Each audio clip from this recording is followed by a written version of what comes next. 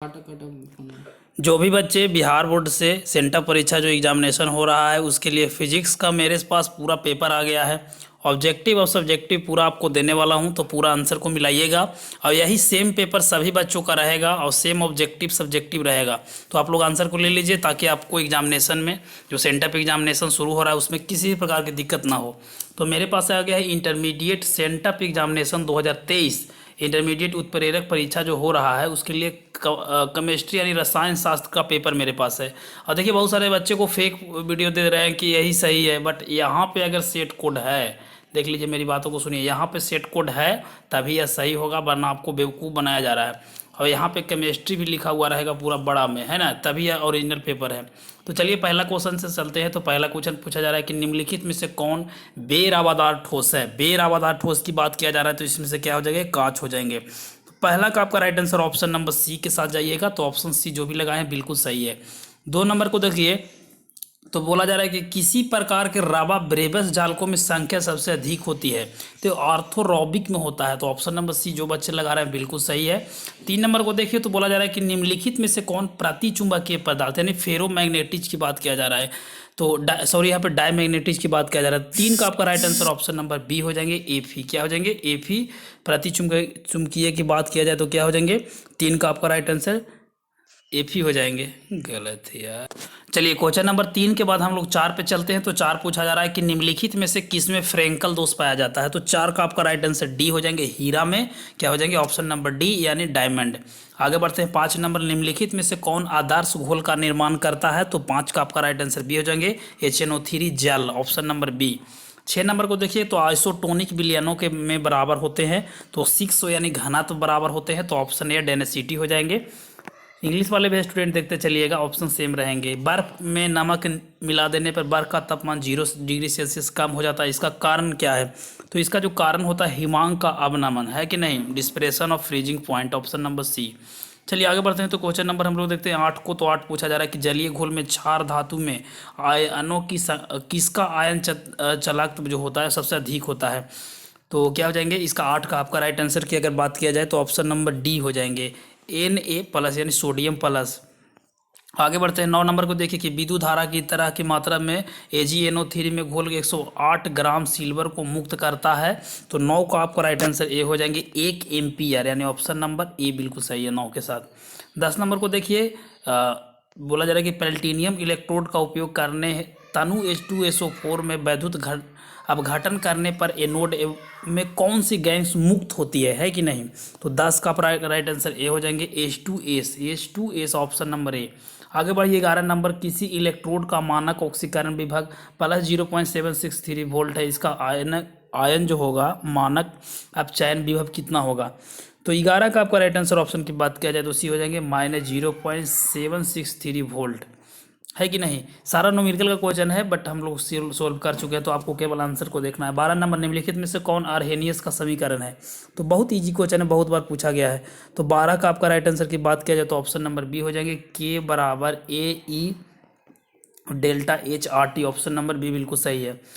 13 को देखिए, प्रथम कोटि अभिक्रिया के लिए निम्नलिखित में से कौन सा सही है। तो 13 का आपका right answer option number B हो जाएंगे, T½ समानुपाती अल्फा का, है कि नहीं। तो ऑप्शन नंबर बी बिल्कुल सही है। आगे बढ़ते हैं। तो 14 नंबर, अभिक्रिया 2A समीकरण 3C की अभिक्रिया में R निम्नलिखित में से किसके द्वारा व्यक्त किया जाता है। तो 14 का आपका सी हो जाएंगे, R = 1/3D differentiation dt, option number C बिल्कुल सही है। 15 को देखिए कि किसी द्वितीय कोटि की अभिक्रिया वेग स्थिरांक का इकाई होती है। तो 15 का आपका right answer option number A हो जाएंगे, मोल लीटर, ऐसे लिखा जाता है, मोल सेकंड इनवर्स, है कि नहीं, mole litre inverse second inverse. 16 number, विद्युत क्षेत्र में प्रभाव से कोलाइडी कणों का गमन कहलाता है। तो 16 का आपका राइट आंसर डी हो जाएंगे, वैद्युत कण संचलन। चलिए 17 नंबर, भौतिक अधिशोषण निम्नलिखित में से कौन सा बल कार्य करता है। तो 17 का आपका right answer option number B हो जाएंगे, सहसंयोजी यानी कोविलेंट, ऑप्शन नंबर बी बिल्कुल सही है। 18 नंबर, लायोफिलिक सॉल्ट पृष्ठ तनाव होता है। तो 18 का आपका राइट आंसर ऑप्शन नंबर हो जाएंगे, जल के पृष्ठ के तनाव से कम होता है। 19 नंबर को देखते चलिए सभी स्टूडेंट, और जो स्टूडेंट अभी तक चैनल को सब्सक्राइब नहीं किए तो नीचे आपको सब्सक्राइब का बटन दिख रहा होगा और ग्रुप का लिंक भी दिख रहा होगा, दोनों से जुड़ जाइए। चैनल को सब्सक्राइब कीजिएगा तो 2024 2024 जो परीक्षा होने वाला है आपका फाइनल एग्जाम, उसमें 200 ऑब्जेक्टिव गेस करके बना रहा हूँ जिसमें 100% आपको लड़ेगा। तो चैनल को सब्सक्राइब हर हाल में कीजिए, नीचे आपको सब्सक्राइब का बटन दिख रहा होगा। 19 बोला जा रहा है निम्नलिखित में से कौन आकृति चयनात्मक उत्प्रेरक है। 19 का आपका right answer option number D के साथ जाएंगे, ZSM-5। आगे बढ़िए, वह पदार्थ जो गैंग के साथ अभिक्रिया करके संलयन पदार्थ बनाता है वह कहलाता है। तो 20 का आपका राइट आंसर बी हो जाएंगे, धातुमल यानी स्लैग। अर्धचालक के रूप में अयोग के लिए जर्मेनियम का शोधन निम्नलिखित में से किस विधि के द्वारा किया जाता है। तो 21 का आपका राइट आंसर मंडल परिष्करण, ऑप्शन नंबर ए बिल्कुल सही है। आगे बढ़ते हैं 22 के साथ। तो 22 बोला जा रहा है कि निम्नलिखित में से किसके सांद्रण से फेल उत्प्लावन विधि का प्रयोग होता है। तो 22 का आपका राइट आंसर सी के साथ जाएंगे, सल्फाइड अयस यानी सल्फाइड और। 23 नंबर देखिए, एल्यूमिनियम का निष्कर्षण निम्नलिखित में से किस अयस्क में किया जाता है। तो 23 का आपका राइट आंसर ए हो जाएंगे, बॉक्साइट के साथ। 24 नंबर की वर्ग 15 के तत्वों का ब्राह्मण इलेक्ट्रॉनिक विन्यास होता है। तो 24 का आपका right answer option number C के साथ जाएंगे, NS2NP3। चलिए आगे बढ़ते हैं 25 नंबर, सल्फर के अणु होते हैं, सल्फर के अणु होते हैं। तो 25 का आपका डी हो जाएंगे, अष्ट परमाणविक हो जाएंगे। तो ऑप्शन नंबर डी। चलिए 26 को देखते हैं। तो 26 नंबर क्वेश्चन क्या पूछा जा रहा है, पूछा जा रहा है कि निम्नलिखित में से उत्कृष्ट गैस कौन सा है। तो 26 का आपका right answer option number B हो जाएंगे, एनी। 27 पूछा जा रहा है कि निम्नलिखित में से किसकी इलेक्ट्रॉन बंधुता सबसे अधिक होती है यानी हाई होती है। तो 27 का आपका राइट आंसर सी हो जाएंगे, Cl। 28 बोला जा रहा है कि निम्नलिखित में से किन तत्वों का 5F उप कक्षा में इलेक्ट्रॉनों को क्रमबद्ध भरा जाता है। तो 28 का आपका right answer option number B के साथ जाएंगे, एंटीनाइड। 29 नंबर, निम्नलिखित में से कौन सा संक्रमण तत्व नहीं होता है। तो 29 का आपका राइट आंसर सी हो जाएंगे, AS। देखिए ऑप्शन को केवल देखते चलिए, एग्जाम में केवल आपको ऑब्जेक्टिव को रंगना है क्योंकि क्वेश्चन आंसर पहले मिल रहा है आपको। 30 देखिए, KMnO4 का अम्लीय माध्यमिक ऑक्जेलिक अम्ल के द्वारा अपकृत किया जाता है। तो Mn का ऑक्सीकरण संख्या निम्नलिखित में से कौन सा परिवर्तन होगा। तो 30 का आपका right answer option number B हो जाएंगे, +7+2 ऑप्शन नंबर बी। चलिए 31 को देखिए, तो FZ बराबर 26 है। तो इलेक्ट्रॉनिक का विन्यास क्या होगा। इस प्रकार से क्वेश्चन बहुत बार पूछे गए। 31 का आपका सी हो जाएंगे, A² 2S² 2P6 3 यानी ऑप्शन नंबर सी बिल्कुल सही है। आगे 32 नंबर को देखिए कि जटिल आयन NiCN4 पावर 2- में Ni का ऑक्सीकरण संख्या, ऑक्सीजेशन नंबर इसमें से पूछा जा रहा है। 32 का आपका right answer option number C निकालेंगे तो निकलेगा, यानी ऑप्शन नंबर सी बिल्कुल सही है।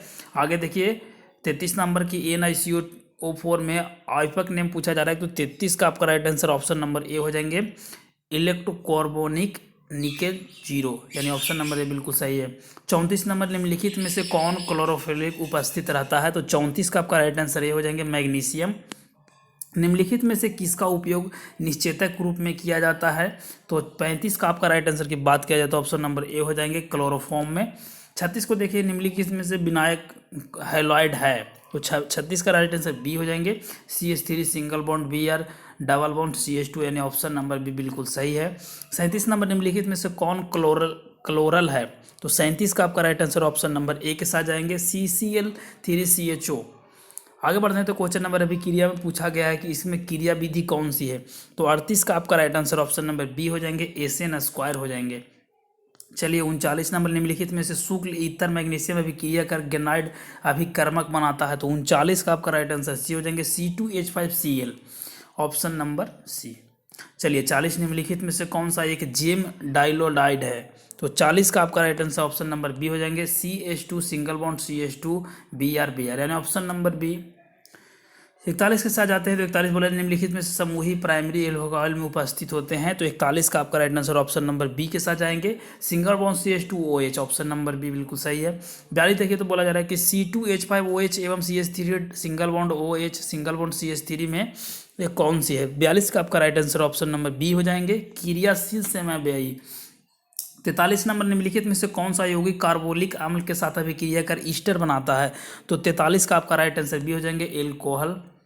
चलिए आगे बढ़ते हैं तो 44 नंबर, फिनॉल में जस्ता का चूर्ण के साथ उबालने पर निम्नलिखित में से कौन सा बनता है।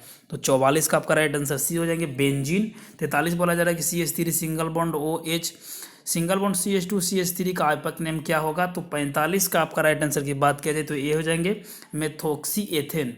आगे बढ़ते हैं 46 नंबर, निम्नलिखित में से कौन हाइड्रोजन बंधन बनाता है। तो 46 का आपका राइट आंसर ये हो जाएंगे, एथेनॉल। 47 निम्नलिखित में से किस प्रकार के अवयवी single bond C double bond zero के समूहिक उपस्थिति होता है? तो 47 का आपका राइट आंसर सी हो जाएंगे, कीटोन में।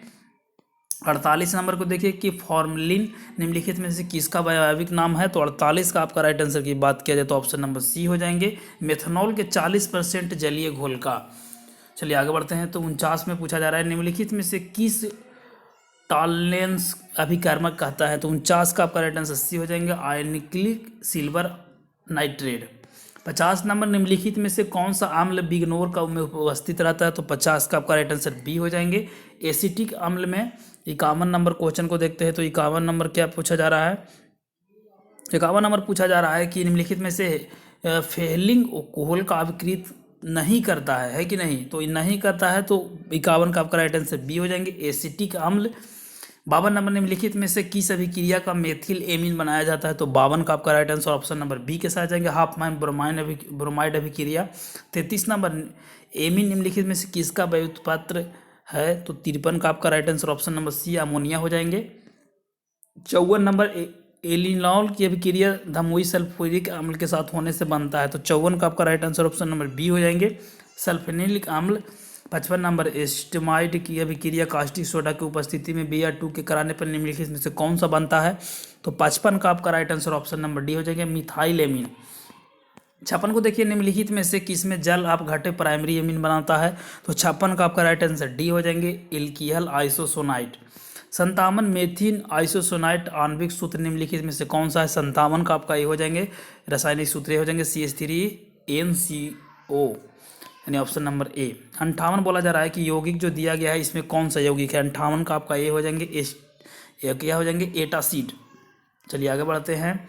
तो 59 नंबर क्लोरोफेनिकॉल इसमें से कौन सा है? तो 59 का राइट आंसर बी हो जाएंगे, ब्राम स्पेक्ट्रम एंटीबायोटिक है कि नहीं? एंटीबायोटिक हो जाएंगे, ऑप्शन नंबर बी। 60 बोला जा रहा है कि सैक्रिन है एक, सैक्रिन क्या है? तो 60 का आपका राइट आंसर बी हो जाएंगे, मीठा भी करता।